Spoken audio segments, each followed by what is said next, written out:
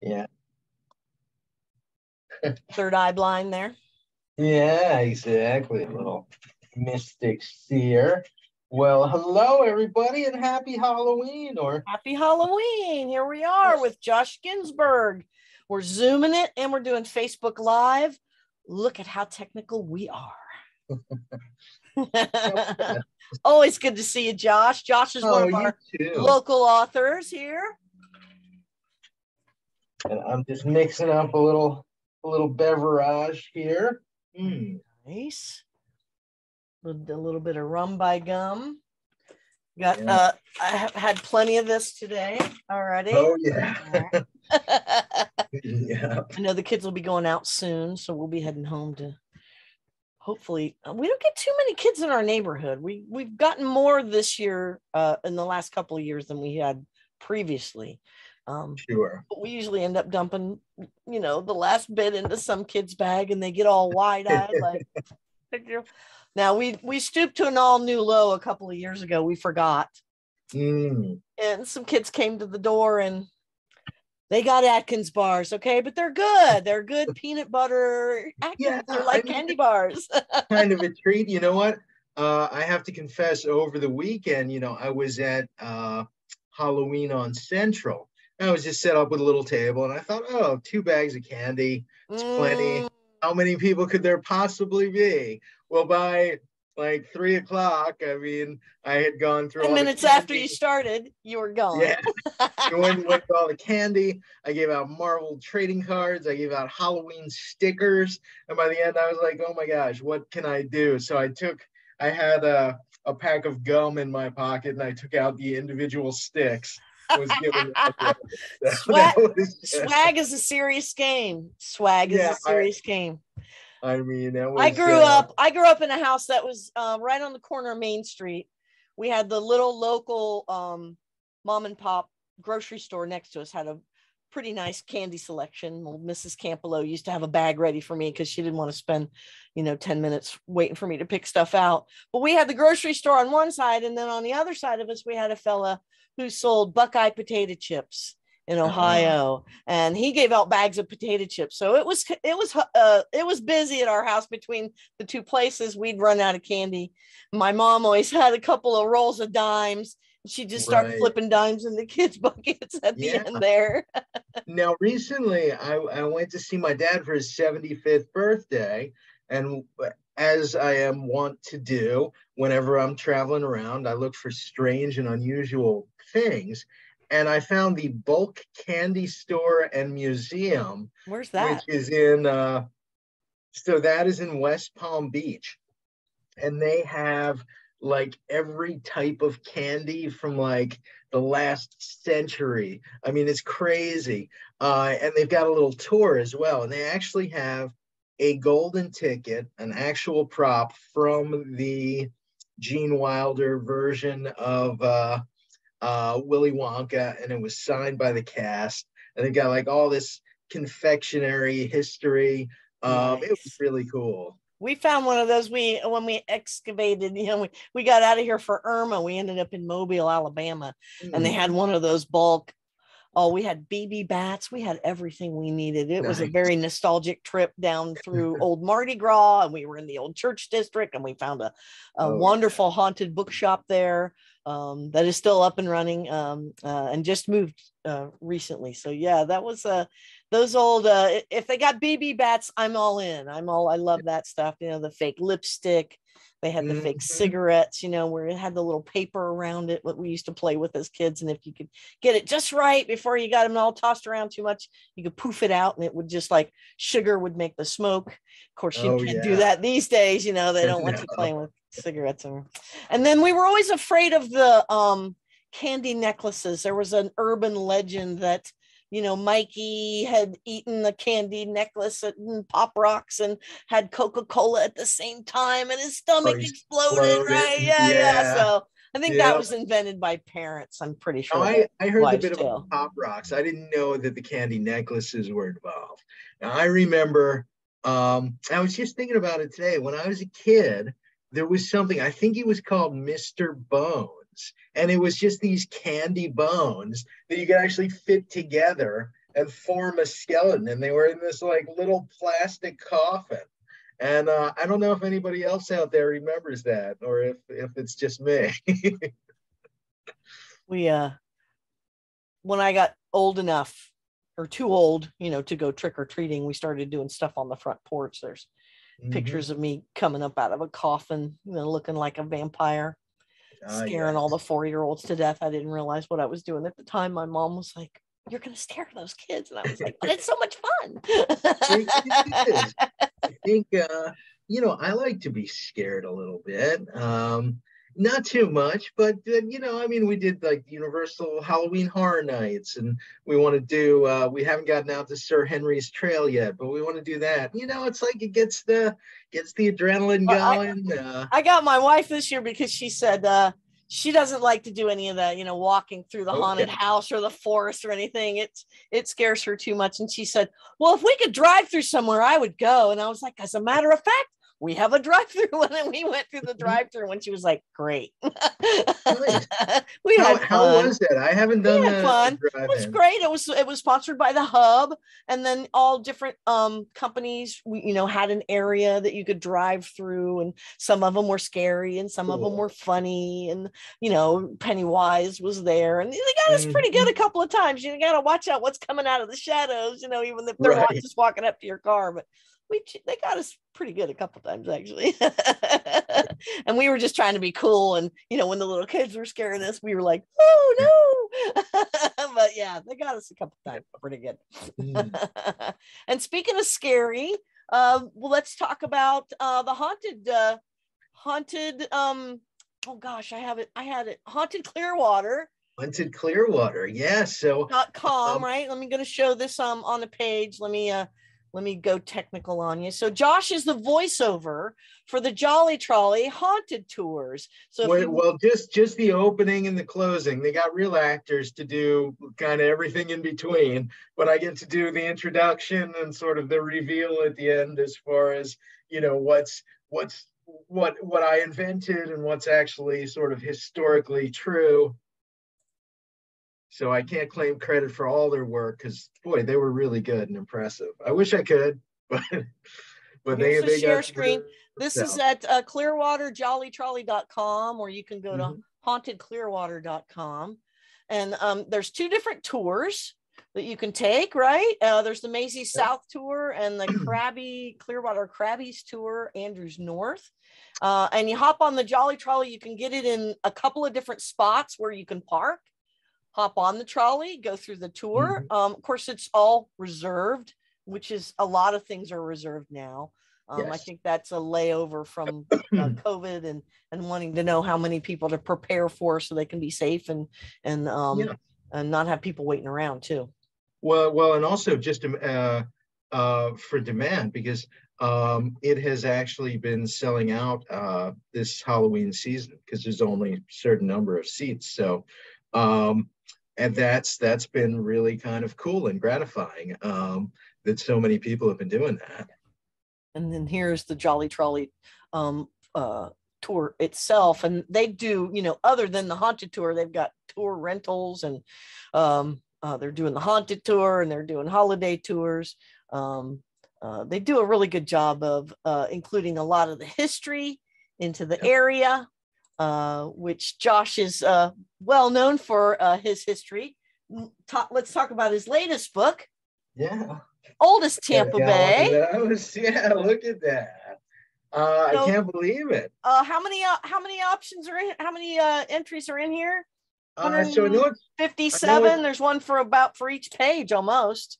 Yeah. So I know there's over 80 chapters. So originally, I think I had something like 95, and they were just like way too much content. So I had to cut out 10 chapters. But what I'll do is I'll probably post them from time to time on my blog, which is Terra Incognita Americanas. And that's just a fancy pants way of saying unknown American lands in Latin. So we have it right here. On your blog page. There you go. That is at joshginsberg.com, right? This is actually, I think this is on the blog spot. Yes. So there's probably a link to it. There's definitely a link to it on the Facebook site, and whenever I put something new. But if you go to Blogspot, it's Terra Incognita Americanus dot we have blogspot we dot happen to have a warm spot in our heart here for the Terra com. Incognita Yes. Americanus. If you notice, go down into the 2021 blog entries for that, you'll see a thing called the Obscuratorium. Tell us about that, Josh. Well, I love this idea of sort of like mini museums and places you wouldn't always expect, full of sort of strange and wondrous things. And hey, let's be honest, in the past couple of years, we lost a lot of wonder. Just last week, Jen Holman decided to finally say farewell, and the Sea Hag in Cortez, after 25 years, is now closed. So there's been what I think of as this wonder loss. So it's really up to all of us to try to make the world a more interesting and strange and wondrous place. And I'd happen to have won a haunted doll from Europe that my wife said, hell no, there's no way you can bring that into our house. But Olga, I think she's been good luck. You can see her there in the center. She's been great luck for us. Yeah, and so I may have something else that I want to bring to you folks. I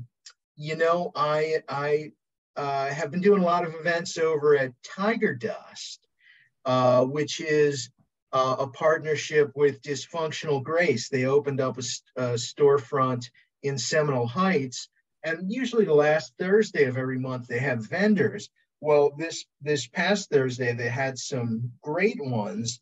And I saw someone named the Undead Undertaker. Oh, nice! Like little voodoo dolls and toys. And this one I thought was brilliant because if you can see, she's holding an absinthe. She's got absinthe. Bottle.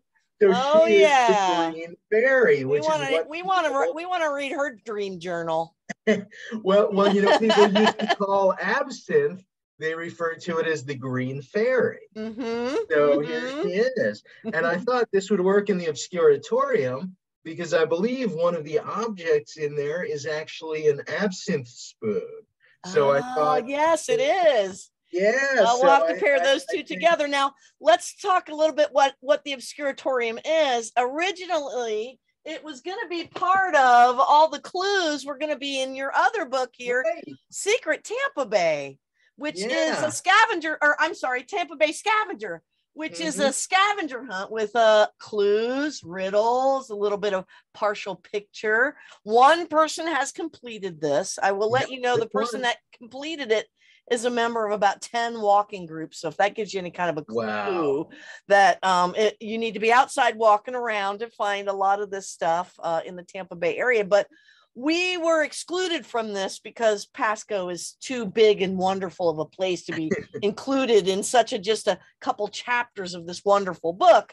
So Josh was kind enough to give us a shout out on his Terra Incognito Americanus and put a little blurb on the Atlas Obscura, which, if you're not familiar with it, is an atlas that goes all over the world of all the obscure places that are off the beaten path, that fall right in line with Josh's other book. Look at that, Secret Tampa Bay, Guide to the Weird, Wonderful, and Obscure. And we've gotten a couple of reviews in the past couple of years where they've said, it's an obscure little bookstore, and it was kind of a negative connotation, and it was like, that's great, it was perfect, you got it. Obscure is the new black, it's very cool. It's where it's at. And where were you at in St. Pete? Was it that you were at Design? We've been looking in the background of all those pictures that you've been in, and it's a little oddity shop, right? Yeah. So you mean over the weekend for the you were at the Terra Design, or not the Terra Design? What's the design shop that you said has vendors once a month? Yes, that one's in Seminole Heights. Where you found the Green Fairy? Yeah, that's called Tiger Dust. Tidy And West. Folks, Laura and Jason, who I've become friendly with, they run it. They also do jewelry. Laura creates some amazing pieces, and yeah, every typically once a month, like the last Thursday of every month, they have all sorts of interesting things. They had someone taking sort of Victorian, photos in a coffin, like all sorts of, sort of quirky, strange, odd things that appeal to me and weirdos like me. Hey, high sign. Yeah. We go high sign, right? there's a lot of us. You have to get up a couple echelons to learn how to do the high sign. Yeah, and thank you guys for having all three of my books. I can't believe I have 3 books. Like, how did this happen? Right? There's a fourth one floating around out there that you've talked about, but I have never seen it. So there is a fourth one that I'm about halfway through now. That'll come out sometime next year. Is it a secret or an oldest or a scavenger or what is it? That one. So I actually have 2 books for next year with 2 different publishers. I'm co-writing Secret Orlando with a gentleman named John Brown who lives out there, and that we may even have wrapped up by the end of the year at our current pace. But that'll come out kind of earlier next year, and then in November of next year, I will be giving the History Press my first manuscript, and Nice. that will be for Haunted Orlando. So yeah, I enjoyed writing those ghost stories so much that so let's show you here. You're featured on Reedy Press. You've got like hundreds of authors on here, and they've got you up with your tiki mug there. That looks very refreshing. It gives you a little blurb about how you and Jen and Tinkerbell moved here 2016 from the Chicago area, or were you in Maryland at that time? We were in Chicago. So I was there about 10 years. Prior to that, so I bounced around a lot. I grew up outside of Philadelphia. Went to school at University of Michigan, graduated with an English degree. Moved to Seattle for a year, and then moved to Chicago. I moved back to Philly for a few years, and then back to Chicago, and then to Florida. So, and then you had a art leasing company that you guys started in a nonprofit or profit wise. I'm not sure. That was for profit. I was nice. trying to figure out how to make a living as an artist, and it's funny. I'm finding the same thing as a writer. Is a lot of the business models of being a creative are pretty tough, and whether you're an artist or whether you're an author, unless you hit a whole lot of home runs, finding that sweet spot between selling yourself short and finding somebody that values your art, that's tricky. But until that happens, until I think you start getting offers and people are buying the options like Netflix and the Hollywood studios, I think until that happens, you probably need a few different jobs. So at least that's what helps to have lots of spoons in the pot. Yeah. the whole finding something to do for 30 years, retiring with a pension, that's been kind of old news for a long time. Yeah, if you're a creative, you have to be creative not only about what you produce, but about how you're able to monetize that. Well, and Chicago, from what I understand, is really, at the forefront of the whole art situation. I know we got some information back from a friend of ours that ended up going to school up there to college. And she said that even the library has a place where you can rent art, you can rent protest signs, like big banners and things like that are already made up. So they don't just go, to the wayside or get stuck in a warehouse somewhere on a shelf. So yeah, there's a lot of outlets for that. Amazing that you could find local artists that you weren't just buying, famous art and then leasing it out. You were doing it from the ground up. That's a pretty big deal. Yeah, and the great thing about the way I was doing it, and I'm in the process now of sort of transitioning that to somebody who in the last year has decided to resuscitate that and take that back over. So Chicago art leasing will probably rise again Great. with someone better suited at the helm. Somebody So who actually lives in Chicago. Haunted Orlando. Let's talk about that. So Yes. Haunted Orlando, when I think of Orlando, I think of like Disney World, and I think of it being like 5 minutes old, but I realize now, they're celebrating the 50th anniversary Yeah, I at mean, Disney World this year. And I think I must have come in like maybe I was there the first year when we came to visit my grandparents when I was 7, and my cousin took us over there. I'm realizing now, you get lost in that whole memory thing, and that you don't realize that was 50 years ago. Yeah, well, if you want to go back even further, I mean, there's so many great, strange ghost stories I've been hearing. So, I've been on a few of the tours. I went on American Ghost Adventure, which is sort of the brainchild of Ting Rapa, and she has gathered some amazing stories. But everybody says what used to be the old courthouse there is apparently, and now it's the the Orange County the Historical Museum, but apparently that's really super haunted, and there's a lot of different reasons. So they say there's a little girl who sort of haunts that place. They also think that maybe one of the old security guards sort of lingers, because there was a sort of an unfortunate shooting that occurred there when a deranged individual brought a gun into court and shot several people. That became the catalyst for why today we have metal detectors in a lot of public buildings and courts. But that's what I'm having trouble with, though. So these buildings, are they like 50 years old? Are they hundreds of years old? I'm just not grasping the time. Like, Orlando doesn't seem to me like an old town, but I don't know about the history of it. I would have to get back to you on how old the buildings are. I know they are older than Disney World. So we're talking about more than 50 years. But at one point, there was a fire. A lot of these old cities, before what we think of as sort of modern building practices, they were all built out of wood. And a lot of times, I mean, whether it was Orlando or Tampa and Ybor and Chicago or Philadelphia or wherever, a lot of these old cities burned down at some point. Yeah. Orlando did as well. There was a fire there. And after that, all of the buildings were required to be built out of materials other than wood, except for one that managed to continue. I don't know who they paid or how they did it, but there's one building that does still have a wood frame, and not surprisingly, that one is also said to be haunted. They say it is the oldest sort of, structure, the oldest building in downtown Orlando. Interesting.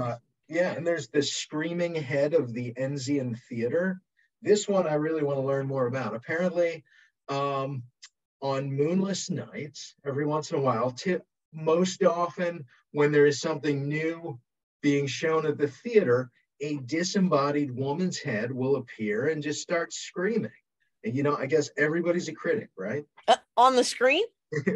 Oh, well, no, she'll float through the theater, and then she'll make her way through the wall next door to the restaurant, just screaming, as disembodied heads do, I suppose. Roger Ebert, you are wrong, right? But and maybe that's what she's screaming about. Is she has to scream because she has no thumbs. She's just a head. I mean, if she had thumbs, maybe she'd be a little more quiet about it. We're not going to those jokes, Josh. We're not going to go those jokes. We want children to be able to watch this. Yeah, that's a weird one. But there are many fascinating ghost stories. There's some from the Barber Mizell feud.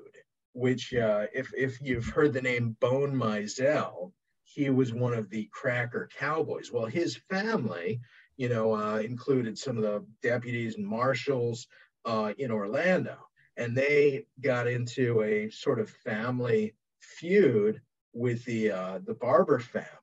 And there were a number of shootings, and consequently, all these years later, there are apparently some ghosts left over from that. We've got a book here that's very popular called it's by David Leviathan, called Killing Dr. Watson, about a fellow that lived down in the Everglades. It was like, the local postmaster, and he had the plantation that everybody came and worked on, and he had migrant workers come in and out. And it starts around the turn of the century at 1900, when the big hurricane comes through, and everybody is cleaning out. They're all just kind of coming out from underneath the debris and figuring out who needs help and who's alive and who's dead. And they meet in the central location of the post office in town. And they look at the lagoon next to Dr. Watson's post office, store, and there's 40 bodies floating in there. So it's the story of how they take care of Dr. Watson.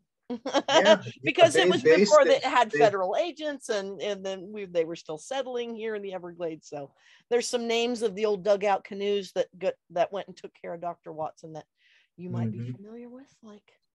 Yeah, and based apparently, they say, on a true story in that land. Boy, I tend to be respectfully skeptical. I've experienced a few things that I can't quite wrap my head around. But when it comes to ghosts, I look first for rational explanations, and a lot of the time, I'd say maybe even most of the time, there is, a logical reason for, that weird feeling you're getting, or the shadows, or the orbs, or, whatever it is. Sometimes there is not. Sometimes there are situations where you just, you have to. I had an experience like that when we visited Savannah, and we went on a bus tour, and the fella said, take a lot of pictures, you might get some orbs, and I just snapped a bunch of pictures. I had my new digital camera, and I was looking at them, and there was orbs all over it. And he was I was like, oh my goodness. And I looked at him, and I said, look at all of this. And he goes, it's sprinkling. It could be, but I was really excited when I saw some of those. It could be rain, it could be bugs flying around, it could be dust. But then, sometimes I've seen some photos that I don't believe were photoshopped, that were boy, it's pretty hard to not to get the heebie-jeebies looking at those. But there's a new UFO show on the Prime that triangulates seeing a rift in the universe by 3 different groups of people. Same guys that were part of the ATIP and the Blink 185 or 182 folks. But it was actually the first time they triangulated. They had some people on Catalina Island. They had some people on the mainland in California, and then they had a boat, and they were all looking at the same thing. And they actually found a rift in the universe. They said it was a black hole at first, or a wormhole. They were like, no. And then they corrected themselves almost immediately and said, no, it's a rift. There was something there. They all saw it on their, they had magnetometers, they had radiometers, they were measuring the radioactive, the radio waves, everything in the universe. And they actually all saw something happen on their instruments at the same time when the visual happened, and they all saw it. So yeah, there's something out there. We don't know what it is. Hey, there is stuff that escapes my understanding and my comprehension. And who I've been reading a lot, who writes about sort of strange, mystical, mythical things, is this lady, Varla Ventura. I have become a really, really big fan of hers. And she creates these like little kind of compilations. Like this one is Varla Ventura's Paranormal Parlor, Ghosts, Seances, and Tales of True Hauntings. But she's got one about mermaids and another about sort of fairies. And she does the Book of the Bizarre and Beyond the Bizarre. And I just think she does such a great job. So I'm also reading some of the books about the Montauk Project and ooh, the Philadelphia experiment and how that mhm, all plays into whatever the history of that is. And the one of the most interesting things that I'm reading about, I take all of that again with a grain of salt, sure. is that the folks that they brought over from Germany to be part of the atomic programs, to work with Tesla, to work on the physics part of all of that. Hmm. They brought some of them over in submarines apparently, Yeah. and brought them over here to work on our atomic and nuclear programs. They were as much into the physics part of it as they were the metaphysics part of it. Yeah, it's Wilhelm very Reich, he interesting. was part of the atomic program, but he was also part of the remote viewing program and everything else. So yeah, Mm. it's really interesting to see some of the extremities in the stories. You don't know whether they're in there to entice you, to make you look further, or whether they're there to push Right. you away a little bit, to make Mm. you more skeptical. Yeah, it's fascinating, and history is rife with these weird, strange, sort of unexplained things. So, uh, who- Forgotten stories or buried yeah, stories. People were yeah, just too uncomfortable to talk about or couldn't have an explanation for it. When you come back to your tribe, you have to have an explanation or they think you're kind of right, weird. yeah, Oh, we are weird. yeah. So I like that some things don't have explanations. I like Uh-huh. that. I think just like preserving wonder and curiosity, I think is critical to our and experience. I and Ross think, Tarr points out here on our Facebook feed. He says Orlando began in 1838. So yeah, there's got to be a lot of history there. mhm, Plenty of yeah, time for ghosts to come around. As and Fort Gatlin during the Seminole Wars. So yeah. yeah, and one of the chapters I'm working on now is about an abandoned sugar mill. It really, at one point, a gentleman named Hamilton Diston pretty much bailed out the state of Florida, which was about to go bankrupt. It couldn't make the payments on its bonds. This was shortly after the Civil War, and Hamilton Diston basically just bought all of Central Florida for like a quarter an acre or something. Uh, pretty good prices when you look at what that land goes for Right. now. And he realized he could drain that land. And then one of the folks working with him further realized you could grow sugarcane and you could begin building sugar mills. Now, most of these were not successful, and you'll find sugar mills throughout Florida. There's one I think in Yulee. There's a few on the East Coast, but the first and oldest, I believe, is right there in Orlando, which is the ruins of the distant sugar mill, and that's kind of it's often forgotten. It's one of those things that people look at and they're like, "Oh, what's that pile of rocks?" But Well, and that it was pile of probably rocks has a before lot any of kind of history. labor laws, any kind of Oh yeah, child labor laws, no labor during laws. during times of slavery and things like that. I'm sure. Yeah. Now that I realize it's 1838, it's back before um, yeah, Yeah, but it's interesting. There is before a the lot of American Indian history. War. Mm-hmm. Yeah, and that history goes way back before good old Walt decided to build his mouse palace there. Well, and it's important for people to know this part of it too, because Mhm. everybody kind of flies down and does the whole Disney thing and stays in Right. that little microcosm that they've created, which Well, is great. It's a yeah, wonderful thing to have. But, to get out and see other things yeah. besides the tourist main drag, that's where this comes into play. I can't keep this Right. on the shelf. I need to get another case of Oh, them, well, right? So thank because you. even people moving into the area, it's a great resource for them to find those little off the beaten path places that would take them 25, 30 years to find. Yeah. um And if you blink and you miss it, things change so quickly. Um, I'm talking to Reedy Press about maybe a few books for 2024, and one of them might be about the lost wonders of the earth. Yep. And boy, there are a ton of them. I don't want to, um, I We don't want maybe should put to, an extinction list up for some of this stuff. and you can find some of those online, and boy, they are long. There's, I mean, um, Tiki Gardens is one that people love.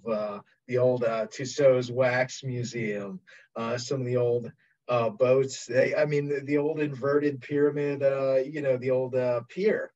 Um, Well, these and are all the things. places lost to Hurricane Ian down in Fort Myers and Oh Sarasota yeah, County and really all of tragic. that. So Yeah, and there. I mourn for lost sort of museums and wonders, but to put it in perspective, museums can be rebuilt, collections can often, not always, but often be restored. But human life, yeah, nothing, yeah. nothing can compare to that loss. So Build yeah, back better. That's all I know about that. yeah, let's hope they'll keep building. It's not going to stop people from moving here. I Oh don't think no. it will. Well, we've got some stuff going on too. I wanted to take a little 5-minute ad. We've got our swag bag sale coming up. You can fill one of these up. You can fit about 100 mass market books in one of these bags. We've got that coming up for Black Friday. And then we'll have a 3-2-1 sale on that Small Business Saturday after that. Again, we will have our local authors and our brand new books those days. They'll be 20% off. So if you've been eyeing some of these, and then we've got a package, you can get Tampa Bay Scavenger and Secret Tampa Bay.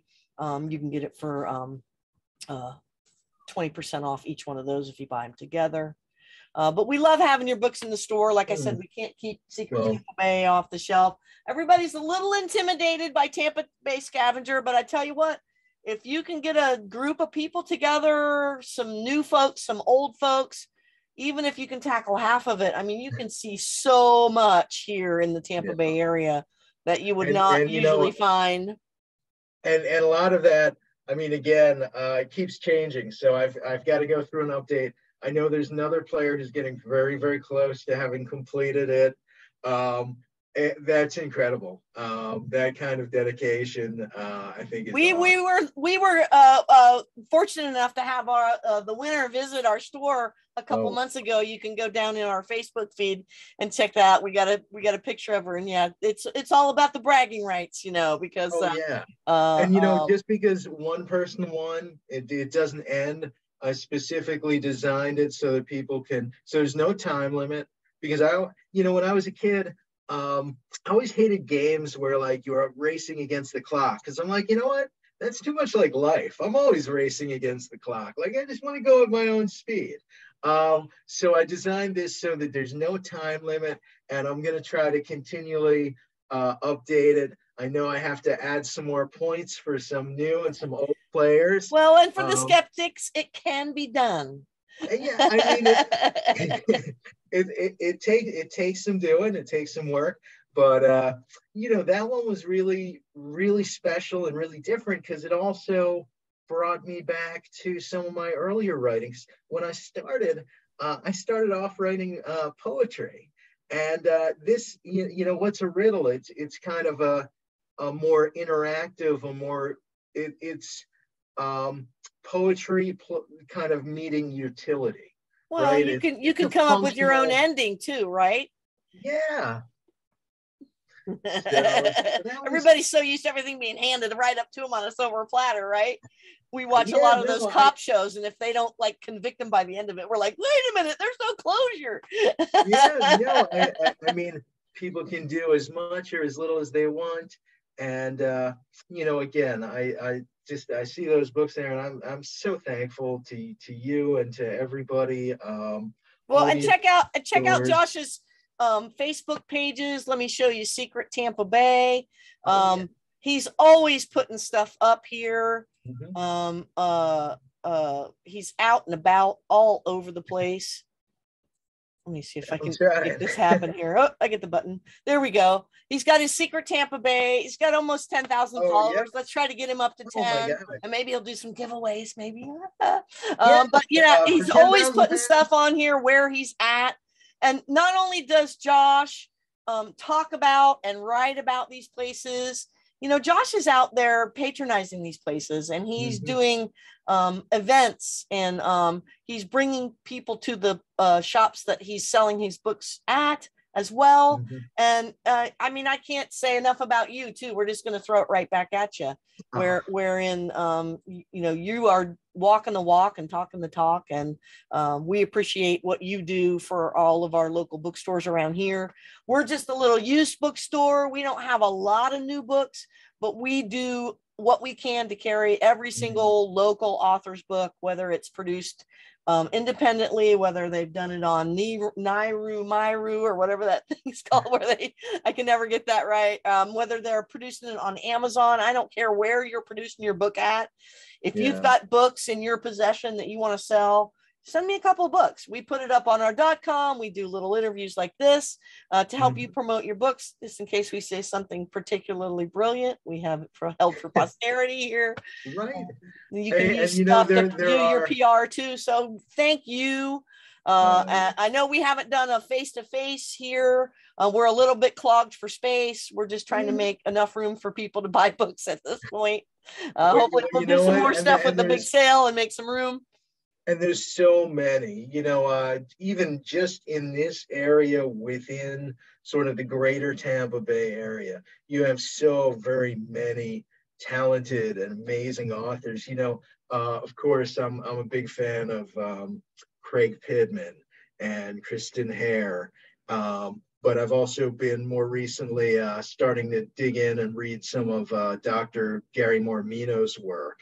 And boy, is he amazing. I mean, if I can remotely be attached to that sort of lineage of weird sort of offbeat Florida writers, you know, that's a real honor. Yep. We like that crowd too. That's part of our tribe. Yeah. And then you weird, got, like, wonderful, and obscure. And, you know. You nailed it on the head there. Yeah. Well, thank you so much, Josh. We will be sharing this out Facebook Live. We've got it'll be saved on Zoom, and we will be sending it up to our YouTube. So if you haven't had a chance to watch it, play it in the background. Love having a conversation with you every time, Josh. Always. It's fun. Hey, happy, safe Halloween, everybody. Love and weirdness. And remember, sleep less, read more. Did I get that right? Or is it read more, sleep less? Sleep less, read more. You can read more, sleep less, however you can do it. That's the way it works. Okay. Sleep less, and please wash your hands. Yes. We have added that since all the craziness. But thank you again, Josh. Right, again, you can get his books here. You can get them at a myriad of places in the Tampa Bay area. Just check out Josh's Facebook page. He's always promoting local booksellers and local vendors that have, you know, mom and pop shops, brick and mortar shops. You know, it's the backbone of our community, and we want to support everybody who sticks their neck out and tries to do that. Well, thank you so much, and sleep less, read more, and please wash your hands.